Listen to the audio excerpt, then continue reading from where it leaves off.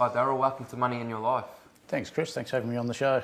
Daryl, as a financial planner, sitting with Igino before, what do you see as someone in his shoes in terms of coming into retirement? Yeah, okay. Look, I mean, we all work really hard through our lives. Look forward to retirement, to a time when we can maybe spend some more time with our family, or a bit more time on the golf course, or travel, or just relaxing in general. And really the biggest concerns that I see from retirees that I speak to are what they're going to do with their superannuation, whereabouts they're going to invest it, and is it going to last them long enough? Well, Igino sat with me earlier to go through some basic budgeting exercise. So I'd like to introduce you to Igino and allow you to do what you do best each day. Okay, thank you. Hi, Gino. Thanks for coming on the show. My pleasure. Wonderful. Look, in putting a plan together for you, I'd really like to get to know a little bit more about what your expectations are in retirement. So what would you like your retirement to look like, and what type of things are you thinking of doing in retirement? Well, basically at the moment my work involves me travelling, a lot of travelling. Yeah. I'd like to replace that sort of business travel with my wife and I, Margaret, to do some recreational travel. Yeah. You mentioned the golf before, and I want to get back into that. Yeah, okay. And it's basically sustain our current lifestyle without, I suppose, having to get up in the morning and say, well, I've got to be somewhere. Sounds great. It does sound good, doesn't it?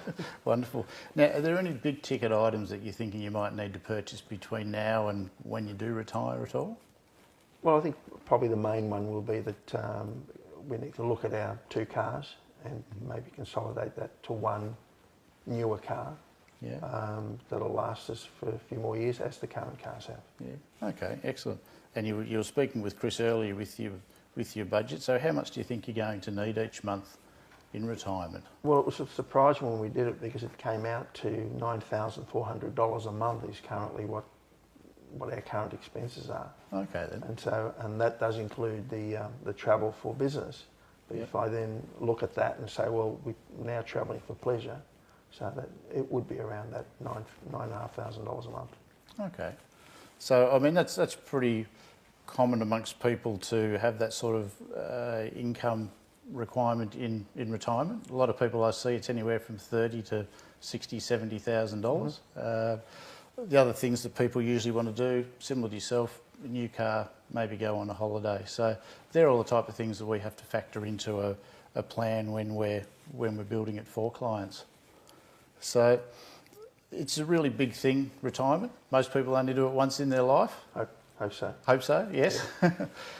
But it does come with some concerns and worries, because when you walk out of work on that last day, there's no more paycheck. So as far as you and Margaret are looking forward, what sort of concerns and worries have you got with your retirement maybe? Well, I think the main concern was, that 5 years ago we were heading towards retirement and we had a superannuation plan that was going along. Yeah. Then the global financial crisis came, and the investments that were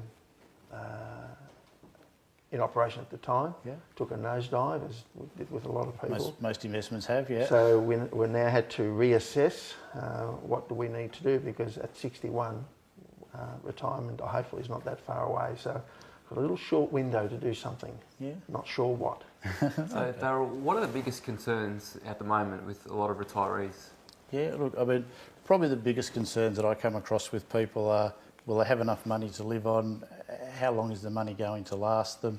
And will they actually receive any age pension? And it's really important to find these out early on in the piece when we're talking to people, because if we find out what their concerns are, then we can put some strategies in place to either negate them, or at least make you feel a bit more comfortable with what they are and how we're going to manage them going forward.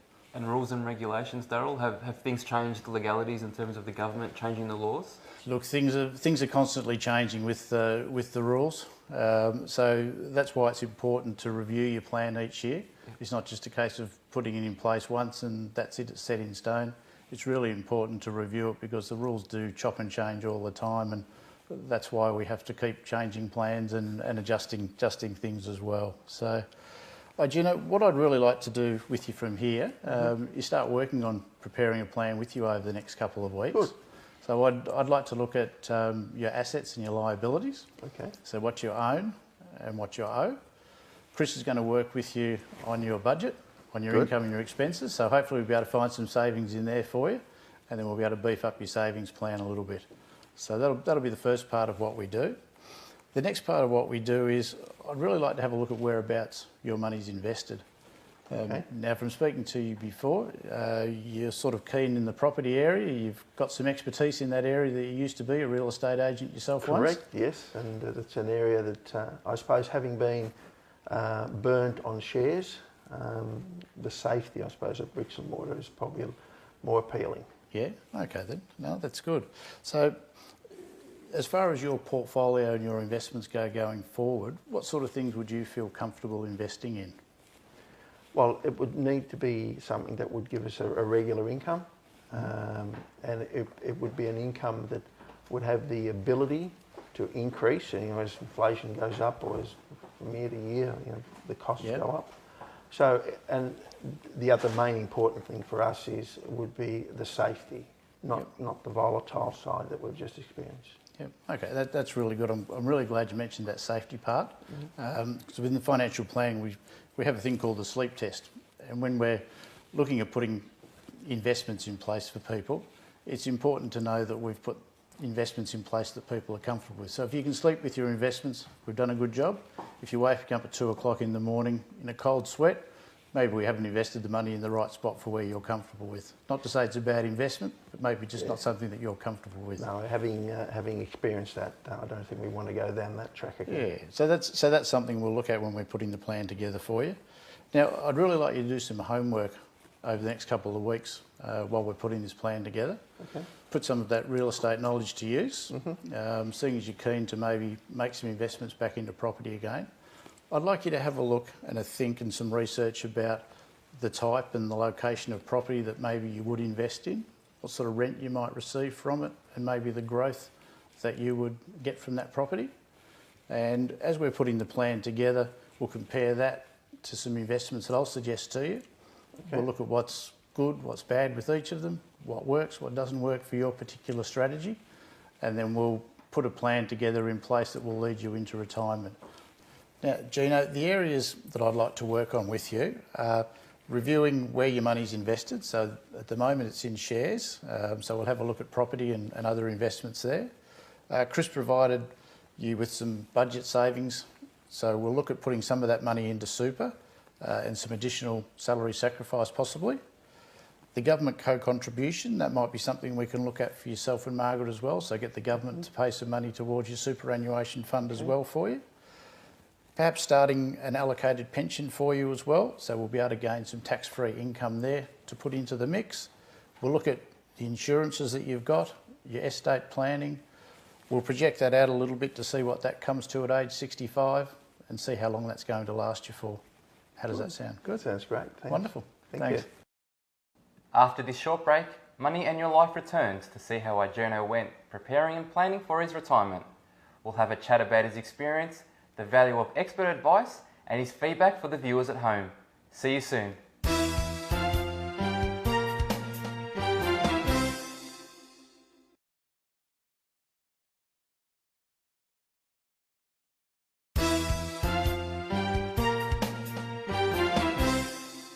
Welcome back to Money and Your Life. We're here again sitting in an orbit home ready to catch up with Arjuno after first meeting him some time ago.